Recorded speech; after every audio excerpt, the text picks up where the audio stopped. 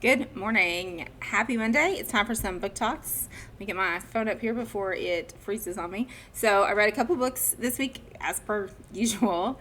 I wouldn't know what to do if I didn't read a couple books every week, but sometimes it happens. Sometimes I read less than others. But the one of the books I read was called 16 Scandals.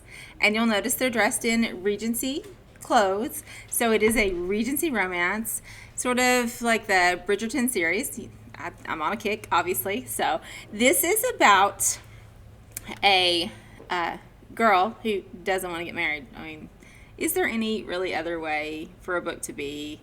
We don't actually own this. I'm not entirely sure it's quite published yet.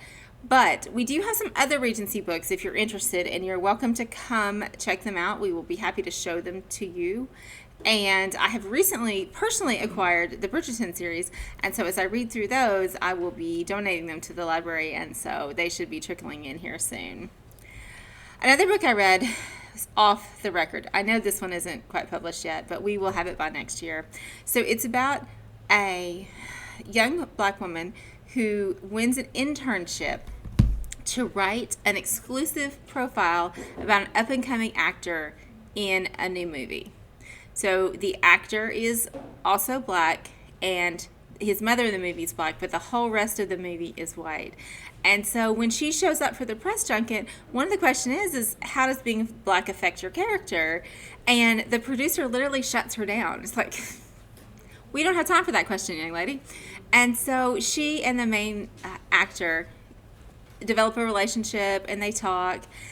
And that's a really big, important part of the book, is about how she's treated from her perspective as a person of color who is not traditionally thin, perhaps, and the actor and how he's making his way in Hollywood as sort of a non-traditional look as well. But there's this whole other subplot about the producer of the movie and how his behavior is horrendous towards the people he works with, but no one can say anything or do anything because he will literally ruin them.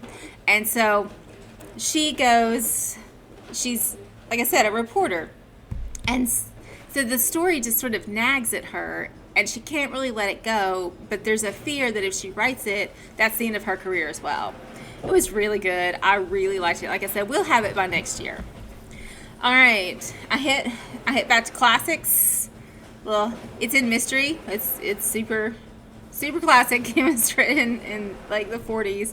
Agatha Christie. We have a lot of Agatha Christie books. She usually writes one of two characters: the Hercule Poirot, who is a detective, and Miss Marples, who is a little old lady who is also a very smart detective. And we do have several of those. We don't have them listed by number because they're sort of episodic and it doesn't matter which order you read them in. And then we have some that don't have either one of those. So the premise of this book is that 10 people go to an island. Nobody leaves the island. So how does it happen? How do we get to the point where there's no one else on the island and yet everyone is dead? It was pretty good. It was a super quick read as well. All right. Now, a major motion picture. It's the other book, romance, that I read. This lovely couple on the front. So her grandmother wrote a series of books that are super popular. Think, maybe not quite Harry Potter popular, but maybe close. And so he is an actor in the movie being made of these books. She's not a fan of her grandmother's books because her father has always told her what a horrible mother his mother was, and she never really got to know her. And she's unfortunately deceased, and so we don't really get to hear from her at all during the book. What was interesting to me is that it was also about her sort of coming to terms with her own anxiety. Also, this young lady, crippling anxiety. So it was a double theme, both of which take place in the movie's Hollywood realm, and crippling anxiety.